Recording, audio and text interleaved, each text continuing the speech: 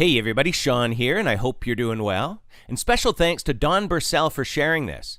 In this article, we see that the Pope recently canonized 10 new saints. But is this biblical? The New Testament uses the word saint or saints 67 times, and it always refers to all believers. For example, 1 Corinthians 1:2. Never is the word used for a special group of believers who serve God better than others. Scripture is clear that all Christians are saints. But in Roman Catholic teaching, a person does not become a saint unless he or she is beatified or canonized by the Pope or prominent bishop. In the Bible, everyone who has received Jesus Christ by faith is a saint. In Roman Catholic practice, the saints are revered, prayed to, and in some instances worshipped. But we know that we are to revere, worship, and pray to God alone. So in this procedure, we read that the Pope recited the formula of canonization and by the end of it declared that they are to be venerated by the whole church as such. It would seem that the Pope ended this ritual off by saying, "And now let us turn to the Virgin Mary so that she may help us joyfully imitate the example of the new saints."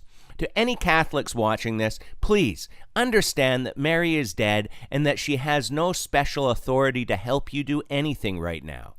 In this article on who becomes a saint in the Catholic Church, we read that it's not just someone who is holy, but someone who's led a life of heroic virtue.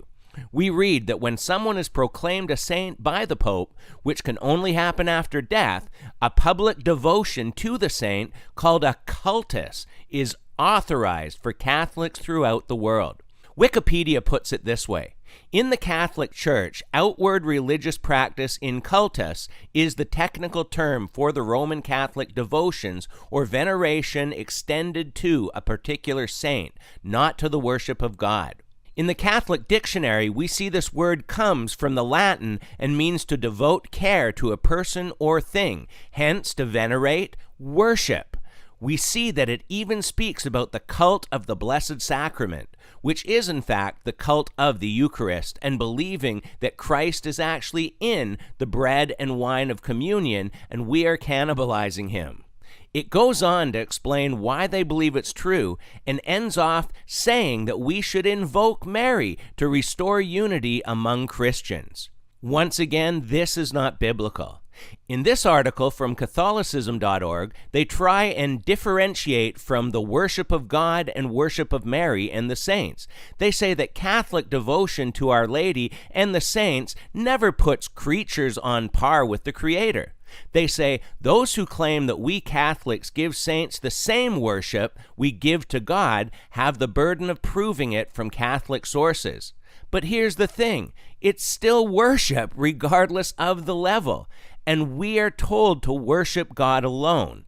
Please, if you are Catholic, realize that we love you. But there are so many false teachings in the Catholic faith that it truly isn't another denomination of Christianity. You can check out many of these false points in the Revealing Truth playlist on Catholicism, and I pray God would truly open your eyes. But as far as the Pope canonizing saints, he has no right to do that, and if you are a born-again believer, then you're already a saint. We're going to leave it here for today, but feel free to leave your thoughts in the comments below, and until next time, take care and God bless.